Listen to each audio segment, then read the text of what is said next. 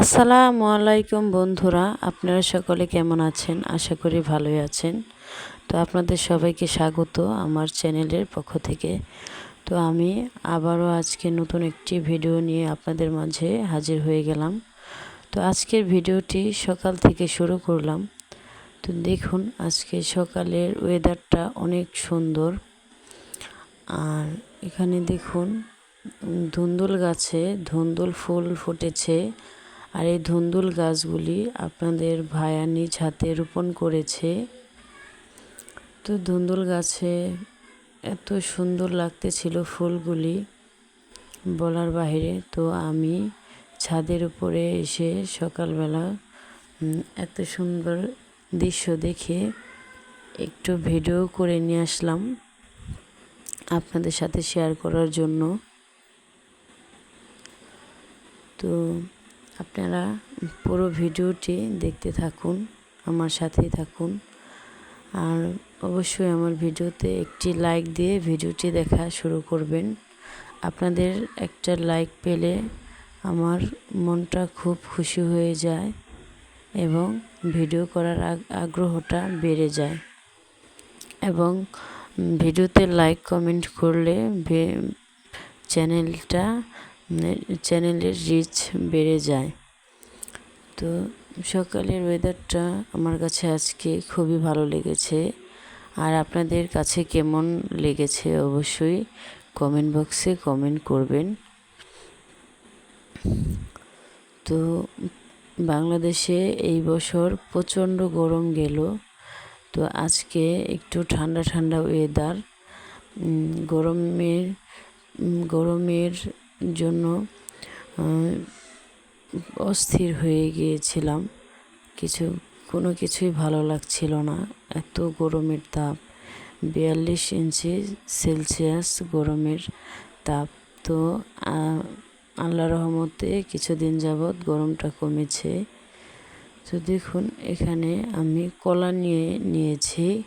আর এই কলা দিয়ে আমি কেক বানাবো। এই জন্য বাসায় কলা আনলে বাচ্চারা খেতে চায় না, এই জন্য ভাবলাম কলা দিয়ে আজকে কেক বানিয়ে দিই। তো এখানে আমি 2 কাপের মতো ময়দা নিয়েছি। তো ময়দাটাকে একটু চেলে নিচ্ছি ছাঁকনির সাহায্যে। তো এখানে এক চামচের মতো বেকিং পাউডার দিয়ে দিলাম। আর এইটা কিন্তু বেকিং সোডা না, বেকিং পাউডার। আর এই বেকিং পাউডারটা কেকের ভেতরে না দিলে কেকটা ফুলবে না। আর এখানে দিয়ে দিলাম 1/2 কাপের মতো গরুর দুধ। তো গরুর দুধটা দিলে কেকের স্বাদটা বাড়িয়ে দিবে। তো এখানে আমি ভালোভাবে এখন সবগুলি একসাথে চেলে নেব। তো আমার এগুলি চালা হয়ে গেছে। তো এখানে আমি একটা ডিম দিয়ে দিব। তো আমি এখানে 2টো ডিম ইউজ করব, একটু বেশ পরিমাণ কেক বানাবো, একটু বেশি করে কেকটা বানাবো, এই জন্য 2টা ডিম দিয়ে দিলাম।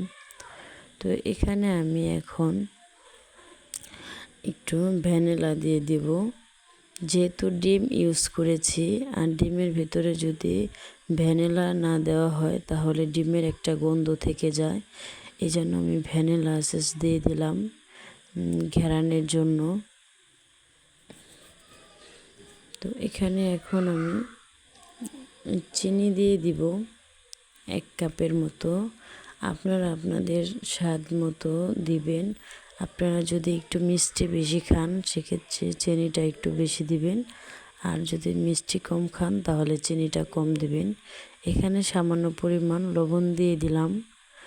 আর অবশ্যই সব জিনিসেই লবণটা দিতে হবে পরিমাণ মতো। লবণ ছাড়া কিন্তু কোনো কিছুই খেতে ভালো লাগে না।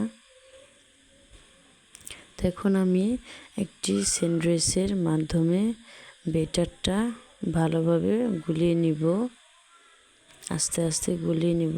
এখন এ পর্যায়ে এসে আমি সামান্য 2 চামচের মতো তেল দিয়ে দিলাম, সয়াবিন তেল। আর আপনারা চাইলে এই ব্যাটারটা ব্লেন্ডারও করতে পারেন। আমার ব্লেন্ডার মেশিন আছে, কিন্তু আমার ব্লেন্ডারে বেশি ঝামেলা মনে হয়। আমি শর্টকাটে এইভাবেই হাতে মাখিয়ে বানাতে ভালো লাগে আমার। তো এই জন্য আমি হাতে মাখিয়ে নিচ্ছি। আপনারা চাইলে ব্লেন্ডারও করতে পারেন।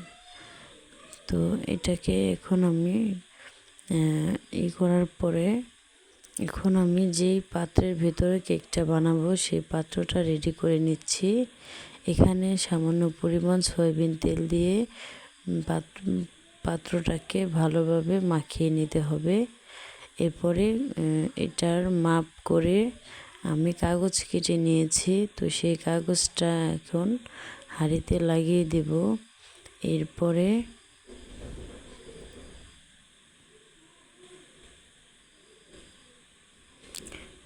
তো এখানে আমি হাঁড়িতে কাগজটা সেট করে নিলাম। এখন আমি বেটারটা দিয়ে দিব। আর বেটারটা দেওয়ার আগে আমার মনে হলো এটা একটু চেলে দিলে ভালো হয়, যেহেতু আমি কলা ইউজ করেছি আর কলাটা একটু দানা দানার মতো রয়ে গেছে, ভালোভাবে গলেনি। তো এই জন্য ভাবলাম আমি একটু বেটারটা একটু চেলে দিই। তো দেখুন এই কলার আঁশগুলি বের হয়েছে কলা থেকে, আর একদম স্মুথ একটাই হয়েছে বেটার। তো এই বেটারটা এখন আমি চুলায় একবারে সহজ পদ্ধতিভাবে আমি আজকে কেকটা তৈরি করব। এজন্য আমি গ্যাসের চুলায় একটি প্যানে কিছু বালি দিয়ে দিয়েছি। বালিটা গরম করে একটি স্ট্যান্ড বসিয়ে এখানে আমি সেই পাত্রটি বসিয়ে দিলাম। এখন ঢাকনা দিয়ে ঢেকে লো আছে প্রায় 1 ঘন্টার মতো রাখতে হবে। 45 মিনিট হলেও হয় এবং 1 ঘন্টার মতো হলেও হয়। আপনার এখানে আমি ঢাকনাটার এটা আটকিয়ে দেব।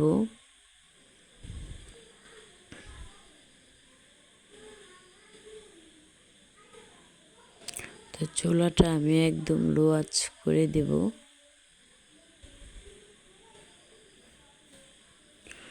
তো এখন আমি দেখুন ফিরে এসেছি প্রায় 40-45 মিনিট পরে। তো দেখুন আমার কেকটা কি সুন্দর ফুলে উঠেছে। তো আপনারাও চাইলে আমার এই পদ্ধতিটি ফলো করে বাড়িতে বানাতে পারেন। এখন আমি একটি কাঠির সাহায্যে কেকটাকে ট্রাই করে দেখব।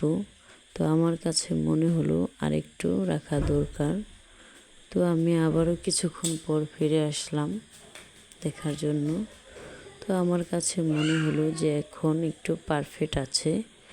তো আমি আপনাদের একটা কথা সাজেস্ট করব, সেটা হলো আপনারা কখনোই কেকের ভিতরে কলা দিবেন না। আমার মতো কলা দেওয়ার দরকার নেই। তো আমি এখানে দেখলাম যে এখন হয়ে গেছে। আমি কেক আরও একদিন বাড়িতে বানিয়েছিলাম। তো ওই কেকটা আজকের কেকের চাইতে অনেক সুন্দর হয়েছিল।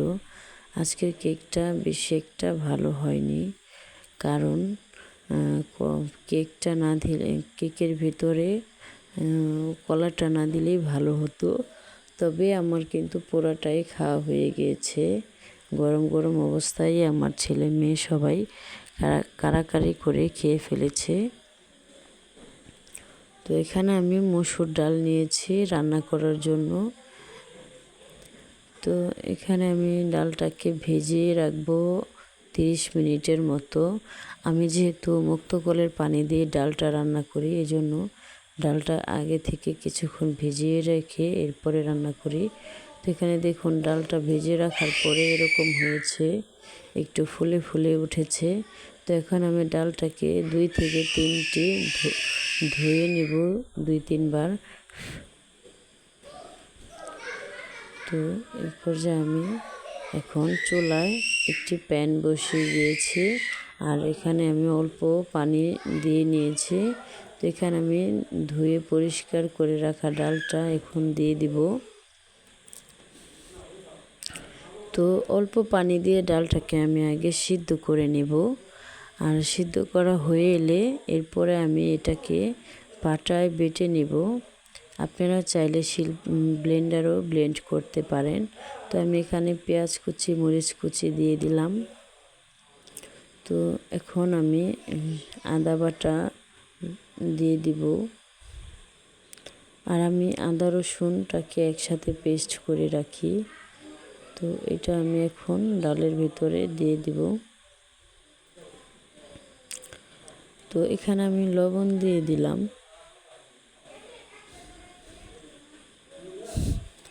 তো এখানে আদা বাটাটা দিয়ে দিলাম। দিয়ে এখন আমি এখানে হলুদ মরিচের গুঁড়াটা দিয়ে দিব। এরপর আমি ডালটাকে সিদ্ধ করে নেব।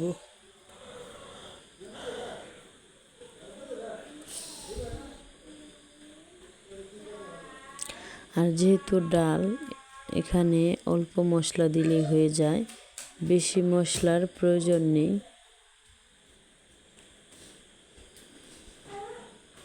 ডালের ভেতরে বেশি মশলা ইউজ করলে ডালের যে অরিজিনাল একটা ঘ্রাণ সেটা নষ্ট হয়ে যায়। তো এখানে দেখুন আমার ডালের পানিটা শুষে গেছে এবং ডালটাও অর্ধেক সিদ্ধ হয়েছে, পুরোপুরি ভালোভাবে সিদ্ধ হয়নি। আর আমি এটাকে পুরোপুরি ভালো করে সিদ্ধ করব না, যেহেতু আমি এটা পাটায় বেটে নেব। তো এখানে আমি একটি বাটিতে ডালগুনি ঢেলে নিলাম।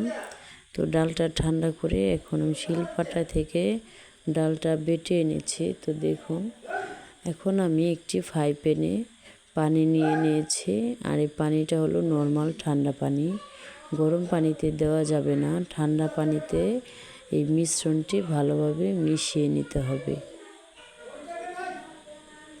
তো হাতের সাহায্যে আমি ভালোভাবে পানির সাথে ডাল বাটাটা মিক্স করে নিচ্ছি। আর এইভাবে ডাল রান্না করলে একদম মাসকলাইয়ের ডাল যেটা বলে, তো মাসকলাইয়ের ডালের মতো টেস্ট হয়। আপনারা বাড়িতে অবশ্যই রান্না করে খেয়ে দেখবেন। হয়তো একটু ঝামেলা বেশি, এমনিতে পাতলা ডাল রান্না করলে একবারে রান্না করে ফেলেই হয়। তো আমি এদিকে বাগার দেওয়ার জন্য প্যানে তেল দিয়ে দিলাম। তো এখানে আমি দুইটি শুকনো মরিচ দিয়ে দুইটি শুকনো মরিচ দিয়ে ভালোভাবে ভেজে নেব।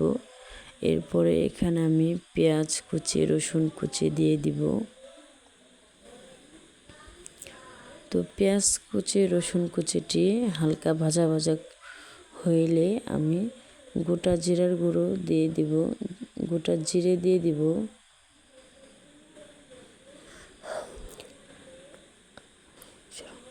আর এই ডালটা রান্না করলে কোনো ধরনের ঘটনা দেওয়ার প্রয়োজন নেই। আমার কাছে একটু ঝামেলা হলেও আমার কাছে এইভাবে ডাল রান্নাটা অনেক ভালো লাগে। আর এইভাবে ডাল রান্না করলে ফ্যামিলির সবাই খেয়ে ফেলে সুন্দর করে, কেউই ফালায় না, সবাই খেয়ে ফেলে।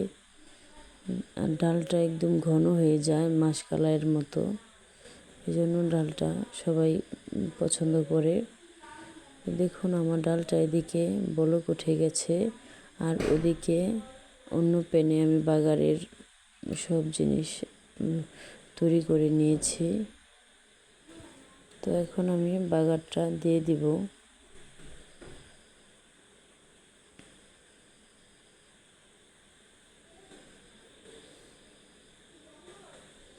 তো ডালের কালারটাও অনেক সুন্দর হয়েছে।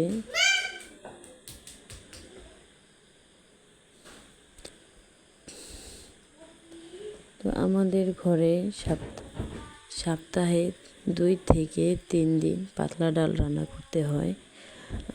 আরও বেশিও রান্না করতে হয়। পাতলা ডাল সব কিছুর সাথেই পছন্দ করে আপনাদের ভাইয়া বা আমার বাচ্চা কাচ্চারা, সব কিছুর সাথে ডালটা তাদের লাগবেই।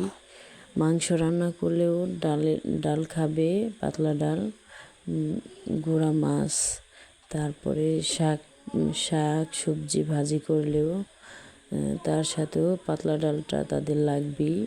এই জন্য আমার ডালটা রান্না করতেই হয় 12 মাস। তো দেখুন এখানে আমি বাঘারটা দিয়ে নিয়েছি। আর বাঘারটা একটু পোড়া পোড়া হলে ডালটা আরও ঘ্রাণ হয় ভালো, অনেক সুন্দর একটা ফ্লেভার আসে।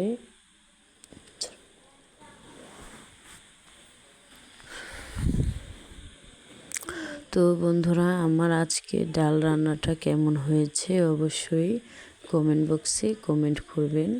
তো আমি শুধু আজকে ডালই রান্না করিনি, সাথে কাঁঠাল বিচির ভর্তা বানিয়েছি এবং মুরগির মাংস দিয়ে কাঁঠাল বিচি দিয়ে রান্না করেছি। আর আমার মাংসের সাথে কাঁঠাল বিচিটা খেতে অনেক ভালো লাগে, কারণ আমি একদিন কাঁঠাল বিচি দিয়ে গরুর মাংস রান্না করেছিলাম। তো সেই তরকারিটা খেয়ে আমি কাঁঠাল বিচির ফ্যান হয়ে গিয়েছি। এখন কাঁঠাল বিচি ছাড়া আমি কোনো মাংস রান্না করলে ভালো লাগে না, কাঁঠাল বিচি দিয়েই ভালো লাগে। আর এদিকে দেখুন আমার ডালটা কি সুন্দর ঘন হয়ে গেছে। আর এই ডালটা খেতেও অনেক টেস্ট হয়েছিল। তো ধন্যবাদ সবাইকে আমার ভিডিওটি দেখার জন্য। আজকের মতো এই পর্যন্তই, দেখা হবে নেক্সট কোনো ভিডিওতে। তো সেই পর্যন্ত আপনারা সুস্থ থাকবেন, ভালো থাকবেন, ভালো থাকবেন। ধন্যবাদ সবাইকে। তো আমার ভিডিওটিকে অবশ্যই লাইক দিয়ে দিবেন। আর যারা এখনও পর্যন্ত আমার চ্যানেলটিকে সাবস্ক্রাইব করেননি তারা অবশ্যই সাবস্ক্রাইব করে দিবেন। আর আমি যেহেতু নতুন ভয়েস ইউজ করছি, আমার ভয়েসটি যদি ভালো কোনো সমস্যা হয় তাহলে অবশ্যই ক্ষমা দৃষ্টিতে দেখবেন। তো আজকের মতো এই পর্যন্তই, টাটা।